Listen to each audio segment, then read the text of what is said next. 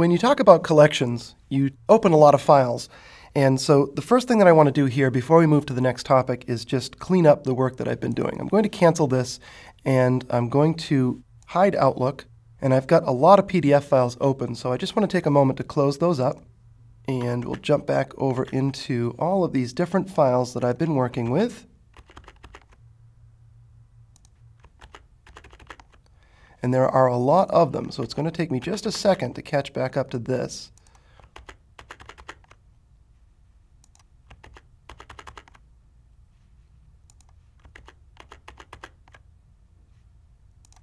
And then I want to point to the folder that we've been working from, the Lesson 9 folder. In that folder is a file called Guest Satisfaction Survey. Let's go ahead and open that. And I'll maximize Acrobat so we can fill the screen with it. And then I'll zoom out so we can see the whole file. This is an example of a form. It's a PDF file that has areas in it that I can enter data into. And as with really any form out there, it's a method for collecting data. Hence, it's a collection tool. This form was created ahead of time, actually using the Adobe Lifecycle Designer product that ships with Acrobat on Windows. We're not going to build the form in this lesson, but we are going to use it to talk about collecting things. To collect information from this form, first I have to distribute it, and that's the start of this process. I'll go up to the Forms Task button, and I'm going to choose Distribute Form. The first question to answer is, how would you like to distribute your form? I want to send it now, and I want to send it via email. So we'll say OK. Acrobat is going to pretty much walk me through the rest of the process, but I want to cover it with you and talk to you about it so that you can understand what's happening here. Now, I'm actually going to send this out so that it comes back to a different address, and that's something that Acrobat can do.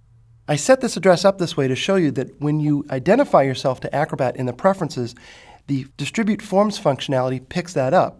And in this case, it's going to assume that it wants to go back to a particular email address. I don't want it. I want to use a different email address. And I'm showing you that because I want you to understand that Acrobat is very, very flexible, yet it tries to keep up with you. It tries to anticipate what you're trying to accomplish. We'll select Next.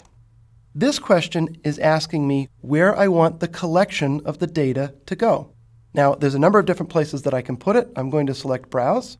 I'm going to select the desktop. And I'm going to create a new folder called Data.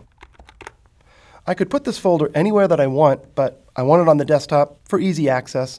In a real workflow, I might put it somewhere in my documents to kind of keep it a little bit out of the way. The file name that it's going to use is Guest Satisfaction Survey Dataset 0001.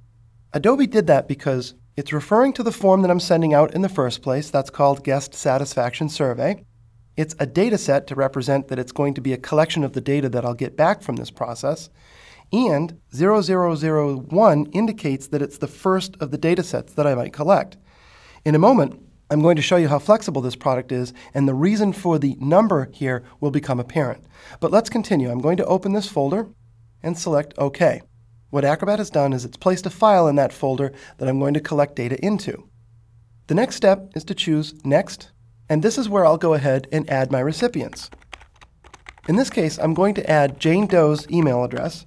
And if I want to, I can add other email addresses separated by a semicolon. I'm not going to here. Or I could click on the address book and pull email addresses from my contact database. Again, I'm just going to send this to Jane Doe for expedience sake. We'll click Next. Here we have the body of the message. And the first thing that I might want to do is adjust this. Now, Acrobat has given me some default text, but I'm going to change it. So I'll start by changing the subject to Please complete this survey. I also want to adjust the message body, and this is a common thing to need to do, especially when sending out forms, because there might be some approvals process that needs to go into the message body itself. And instead of just typing something in and hoping that it's going to work, you might want to have somebody from another department, legal, whoever, provide you with the message text for the body of the email. If they do that, then you can add it to this email as a text file. To make that happen, I'm going to click Select Text File, and in the Lesson 9 folder that I've provided for you, that's in the Part 1 folder of the project files that you installed on your hard drive, there is a text file that you can use. We'll click Open, and then it adds it to the message body here. That's a nice modular way to make sure that you're sending out an email message that's appropriate when you're sending these forms around for distribution. Once I've completed this, I'm going to click Done, And Acrobat will hand an email over to my email client, in this case it's Outlook, and attach to it this form. Once I'm comfortable that that's been done, I can click OK, and then I'll probably need to go over into my email to do a send and receive to make sure that it goes. Or at very least, I want to look to see that there's a message in my send box if I'm set up to automatically send and receive.